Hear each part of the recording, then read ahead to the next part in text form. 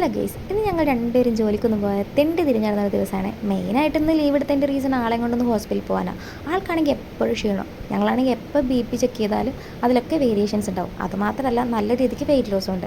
നമ്മുടെ അടുത്തുള്ളൊരു ഹോസ്പിറ്റലിൽ പോയി. ഇപ്പോൾ doctor cholesterol, sugar, BP, thyroid, പിന്നെ മെയിനായിട്ട് എന്താ ഈ വെയിറ്റ് ലോസിന് കാരണം അറിയാൻ വേണ്ടിയിട്ടൊരു ടെസ്റ്റിനൊക്കെ എഴുതി തന്നെ.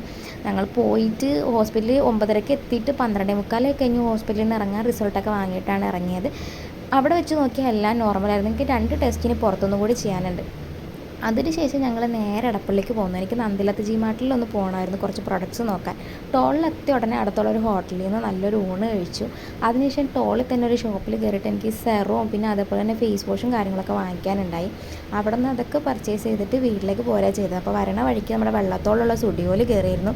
എന്നിട്ട് ആൾക്ക് അവിടെ നിന്നൊരു പെർഫ്യൂം മാത്രമേ ഞങ്ങൾ പർച്ചേസ് ചെയ്തോളൂ. പിന്നെ പുറത്ത് നല്ല ചൂടും വെയിലൊക്കെ ആയതുകൊണ്ട് വേറെ കറങ്ങാനൊന്നുമില്ല, നേരെ വീട്ടിലേക്ക് പോകുന്നു.